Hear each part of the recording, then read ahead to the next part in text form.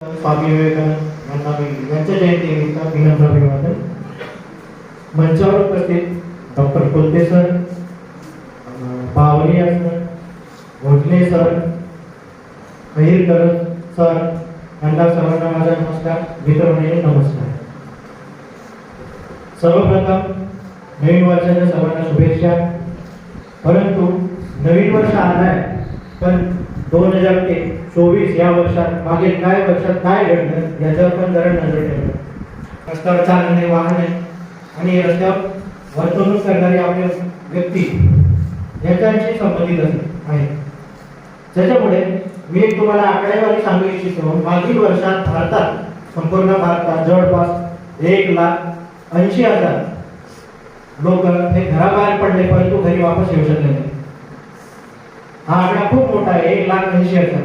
एखाद्या मोठ्या युद्धात पण एवढे लोक जात नाही तेवढे लोक या रस्ते अपघातात मरण पावले. आणि जवळपास 4.5 लाख ऍक्सिडेंट झालेले आहेत मागच्या वर्षी.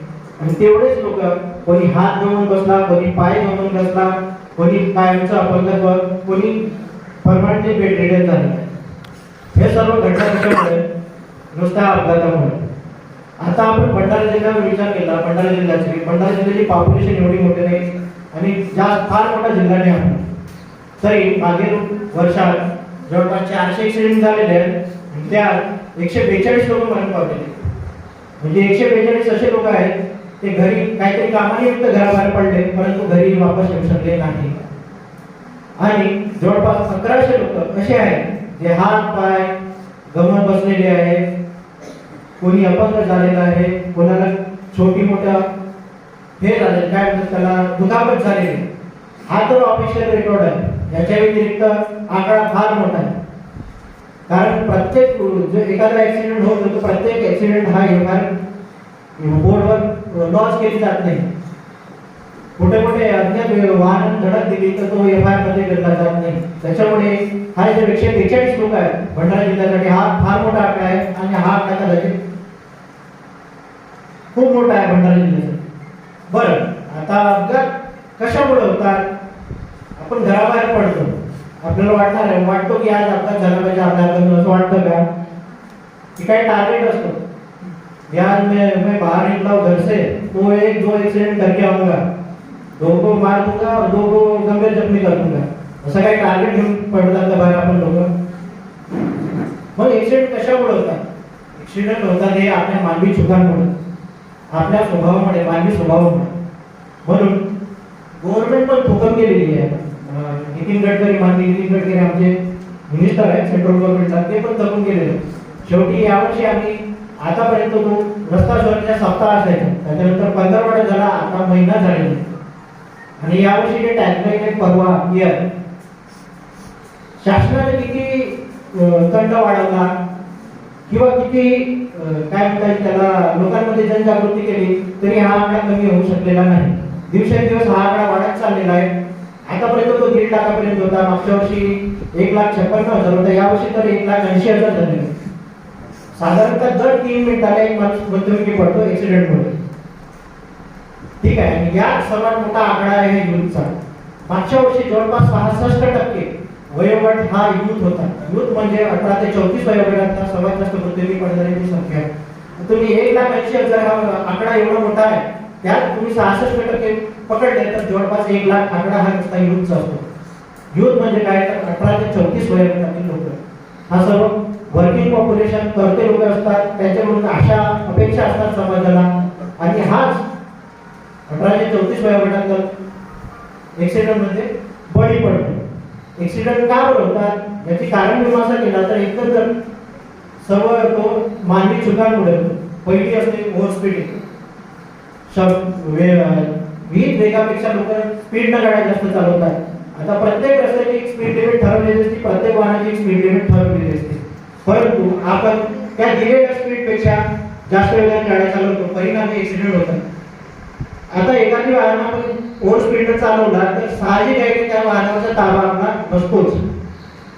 इन्स्टंटली काही आपल्या समोर काही जनावर आले किंवा एखादी गाडी आली तर आपण गाडी कंट्रोल करू शकत नाही.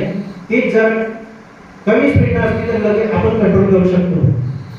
मी आता गडचिरोली पोस्टिंग होतो तेव्हा आम्ही असंच एक तुमच्याकडे एक इंटरॅक्शन झालेलं होतं, तिथे एक जय संघर्ष चालक वाहक संघटना होती. संघटनेचे पदाधिकारी होता एक, त्याचा असलम शेख म्हणून नाव होतं.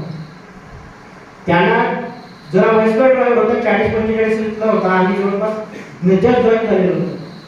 त्याला सर्व पायलट म्हणायचे, पायलट. त्याने त्याच्या मनोगत व्यक्त करताना सांगितलं की साहब बोले मेरा 2 बार एक्सीडेंट हो चुका है, 2 बार एक्सीडेंट हो चुका है. एक बार में मेरे गाड़ी में पार्टी लेके जाता था, वहां से एक आदमी मर गया था, बोले दूसरी बार नहीं मर पाया.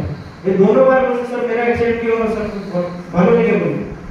और बोले मेरे को पायलट इसलिए बोलते थे कि बोले मैं बहुत स्पीड से गाड़ी चलाता था और इसलिए मेरे 2 एक्सीडेंट हो चुके हैं बोले. तब से मैंने क्या किया बोले, डैशबोर्ड पे अपनी फैमिली की फोटो लगाए बोले, सो दैट मेरे को ये बताते रहे कि बोले कि घर में तुम्हारे बच्चे बीवी राह दे रहे हैं, तुम्हें धीरे गाड़ी चलाना चाहिए. ऐसा कर. दूसरा कारण ये है कि रास्ते पे चलाते समय, रास्ते पे गाड़ी वाहन चलाते हैं तो मोबाईल फोनचा वापर खूप करतो. आता मोबाईल फोनचा वापर कमी, गैरवापर जास्त चाललाय. रस्त्यावर चालताना कानाला मोबाईल लांब चालणे, इयरफोन लांब चालणे हा प्रकार सर्रास घडतो. आम्ही थांबून सांगतो बाबा रे बाबा नका लावू, तर लोक थांबत नाही, उलटे पडून जातात. त्यांना आम्ही सांगण्यासाठी सांगतो बाबा रे बाबा फक्त गाडी चालव, इथं गाडी चालव नाही तर फोनवर बोलायचं असेल तर साईडला गाडी उठवून बोल, तरी पण लोक ऐकत नाही. हा स्वभाव लोकांचा स्वभाव तुम्हाला गव्हर्नमेंटला किंवा आमच्या डिपार्टमेंटला अपेक्षा तुमच्याकडून होत आहे. तुम्ही शिक्षित झाला, तुम्ही हे सर्व अंगीकारले किंवा मोबाईल न वापरले पाहिजे, हॉस्पिटल निश्चितच आपले अपघात कमी करते. तिसरं एक आहे की जर वाहन चालवतो आपण हेल्मेट न वापरणे व सीट बेल्ट न वापरणे. साधारणतः आता हेल्मेट शासनाने पण तो कंपल्सरी केलेला आहे. जो सामोर बसणारा व्यक्ती आहे आणि मागे जो बसणारा प्लेयर आहे दोघांसाठी कंपल्सरी केलेले आहे. पण सर्रासपणे हा नियम कोणी पाळत नाही. आम्ही कंटिन्यू स्पीड गनच्या मार्फत केसेस करत असतो. प्रत्येक महिन्यात जवळपास 1000 केसेस होतात. म्हणून लोकांवर इफेक्ट शून्य. फाईने मोठे अमाऊंटही वाढवलेले आहे तरी लोकांवर इफेक्ट शून्य. आता हेल्मेट का बरं वापरला पाहिजे, सीट बेल्ट का बरं वापरला पाहिजे. जवळपास मागील वर्षातील 30% लोक 30,00,000 लोक कदाचित वाचले असतील त्यांनी रस्ते अपघातात हेल्मेट वापरले असतील. आपल्या जिल्ह्यात जो अपघात होता या सर्वात मोठा आकडा आहे टू व्हीलरचा. आणि टू व्हीलर मध्ये तुम्ही का बरं पडतो हेड इंजुरी. जर कदाचित त्यांनी त्यावेळी हेल्मेट वापरलं असतं तर ते वाचले असते. बरं आता हेल्मेट न वापरण्यामागे कारणे काय. एकदा आम्ही असं सर्वे केला थोडासा, त्यात 2-3 कारणे असे ठळकपणे आढळले. भरपूर सारे लेडीज आहेत की सर बोले मेरा मेकअप बिगड़ता है और मेरा बाल खराब हो जाते बोले करके हम हेलमेट नहीं लगा पाते. मुलांमध्ये ते सर बोले कहाँ लेके जाएंगे कहाँ रखेंगे हा एक प्रॉब्लेम आहे. बरोबर आहे मित्रांनो मैत्रिणींनो, तुम्ही मेकअप वारंवार बदलू शकता पण डोकं हा कधीच बदलू शकत नाही. डोकं हा एकच दिलेला असतो.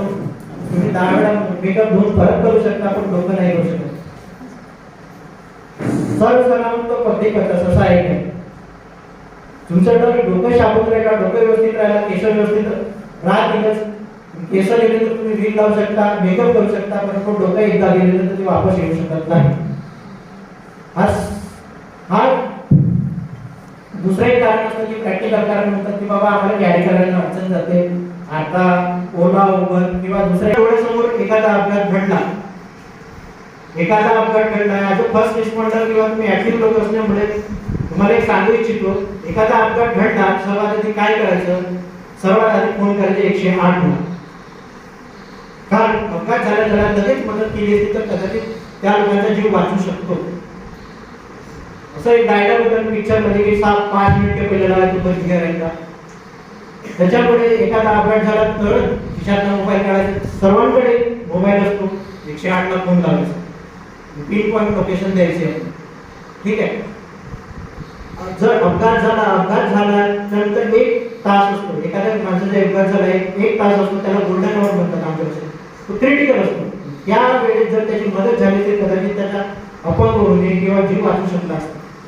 म्हणून बिनधास्त आता तुम्ही निघतात, मदत करा रस्त्यावर. जाताना आता गव्हर्नमेंटनं काय केले की परवा 4-5 दिवसाआधी पार्लमेंटमध्ये बोलताना गडकरींनी घोषणा केलेली आहे की रस्ते अपघातात कोणी जखमी झालेला आहे त्याला तुरंत हॉस्पिटलमध्ये 7 दिवसासाठी मोफत इलाज किंवा मॅक्सिमम 1.5 लाखापर्यंत मोफत इलाज हा केंद्र सरकार करणार. म्हणून तुम्ही रस्त्याने जाताना बिनधास्त मदत करा.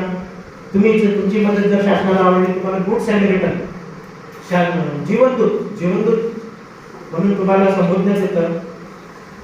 त्याच्यामुळे तुम्ही बिनधास्त म्हणजे मी तुम्हाला आवाहन करतो की बिनधास्त मदत करा. एवढं बोलून मी माझे 2 शब्द संबोधन यानंतर भोगणे सर बोलतील तुम्हाला मार्गदर्शन. Thank you so much.